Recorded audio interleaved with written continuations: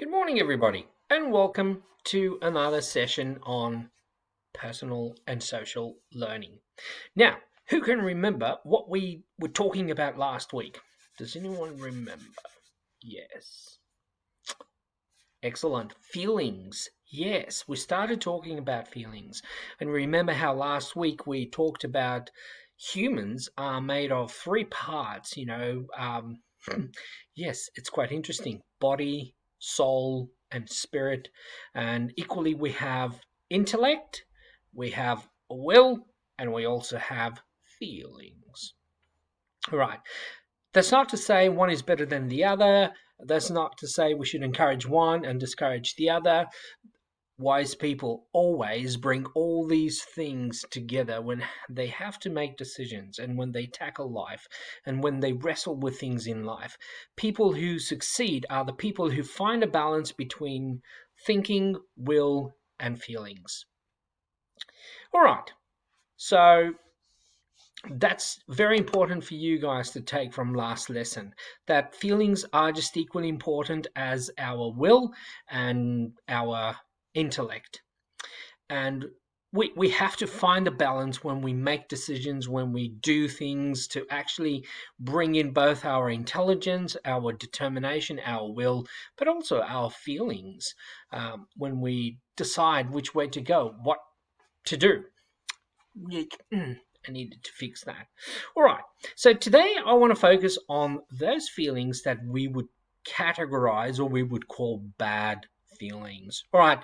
Take 15 seconds, everybody, and have a think. How many bad feelings can I name? All right. Ready? Go.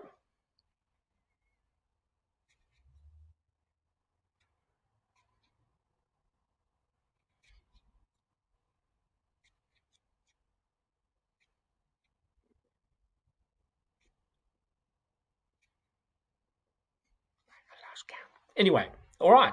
Yes, there's probably a bag full of unpleasant, bad feelings that we could name. There are no bad feelings. All right. In their initial stage, there are no bad feelings because somehow we respond to what actually happens to us. We respond to what we perceive. That's a very important word. To what we might think is happening to us. Okay? So initially, when someone calls me something rude, it's okay to feel like, what? Are you kidding me? But the very important thing is, initially I feel offended, I feel annoyed, I feel angry, and I want to retaliate. But, okay, what we need to do, and that's actually initially that's a normal reaction when someone calls you a nasty thing. If you think, oh, that was beautiful, I would like more of that, that's not normal. But what's very important is what we do with that feeling, okay? How we react to what actually happens to us. So if someone says nasty things to me, it's okay to feel angry initially and to feel, disgusted and to feel like, oh, this is not okay. But then what we need to do is actually we need to go back and we need to say, I wonder if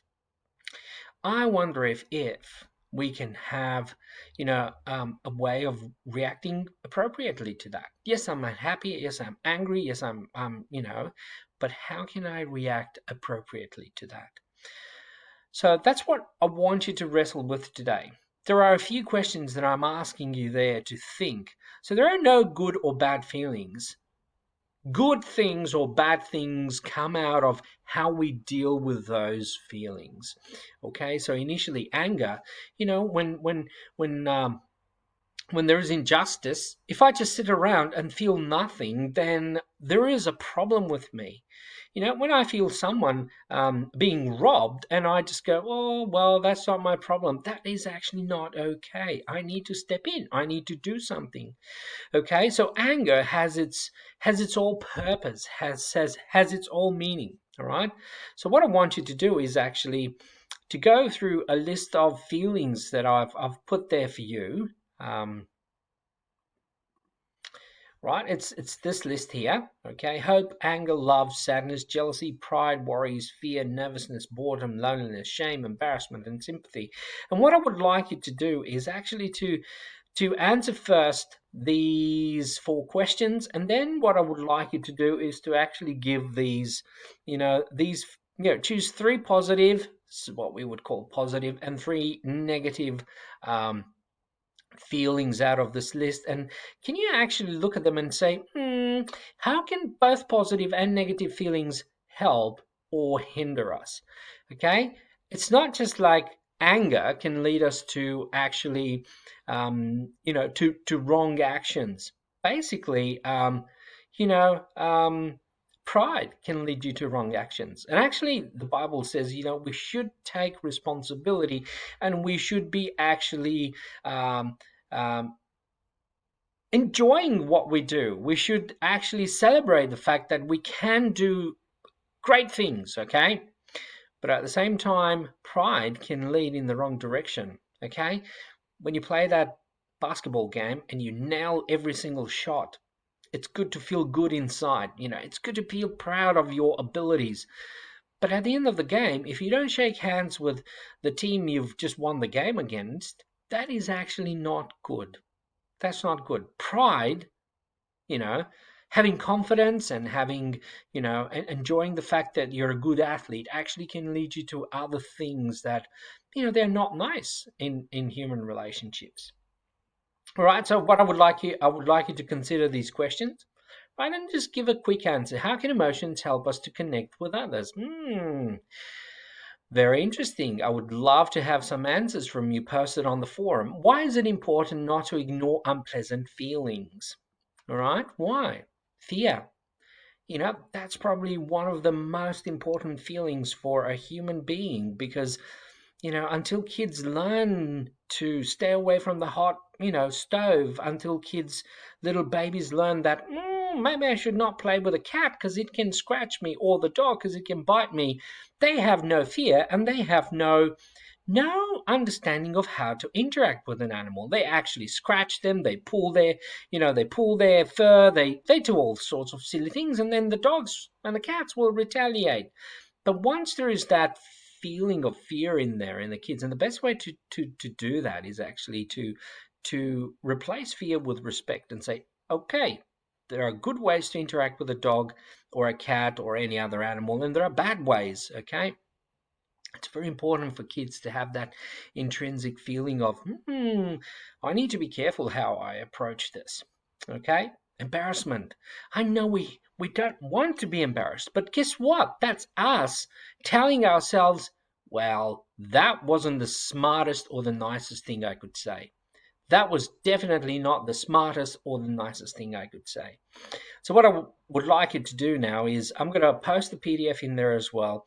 Is after my brief introduction, I want you to go and really think about, how can we best deal with unpleasant feelings or negative feelings? Yeah, and I like to call them negative because feelings are feelings. It's what we do with them that's important.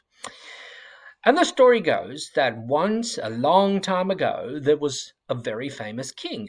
And this famous king had a very tough task for his master jeweler. He brought this guy to him and he said, look, I want you to make me a ring that every time I look at that ring, I'm going to smile, I'm going to be happy, but at the same time, I'm going to be upset and sad. So you can imagine what a challenge for that jeweler. The king said, if he can't do that, well, I'll make sure that your head is going to join your feet. In other words, he was going to chop his head off. It's just a story, okay? It's just a story. Anyway, going back to our story. So the jeweler goes, and a week goes by, and 2 weeks go by, and 3 weeks go by, and at the end of the 7 weeks that the king actually gave the jeweler comes back, and he has the most amazing, splendid ring that you can imagine. It was just a beauty to look at. And everybody in the court was now, we wonder whether the jeweler was able to actually make that ring that's going to make the king both happy and sad at the same time. And everybody was, expecting to see the king's reaction. So the king takes the ring. He actually tries it on his finger initially, and he goes, it fits me okay. And then he says, well, I'm definitely happy with how the ring came out. And then he says, well, can this ring make me sad as well? And the jeweler says, yes, just read what's written inside the ring. So he actually reads what's inside the ring, and everybody is astonished because the king suddenly, his face, the joy just disappears off his face. And he actually becomes, quite grey, and he quite unhappy, and he actually starts shedding a tear. And everybody's wondering, how did the master jeweler nail that? And the master jeweler said, I just wrote something in the ring, and that something says, this will pass too.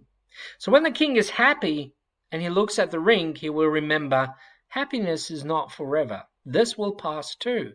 But at the same time, when the king is unhappy and he's facing difficult times, he's going to look at the ring, and the ring says, this will pass too. So that should bring happiness back to the king, because it's not going to last forever. Anyway, folks, I hope you enjoy this lesson, and I can't wait tomorrow to see you again back at school. Until then, any questions, just post them on the forum. I hope you have an enjoyable time, and I'll see you tomorrow at school. Bye-bye for now.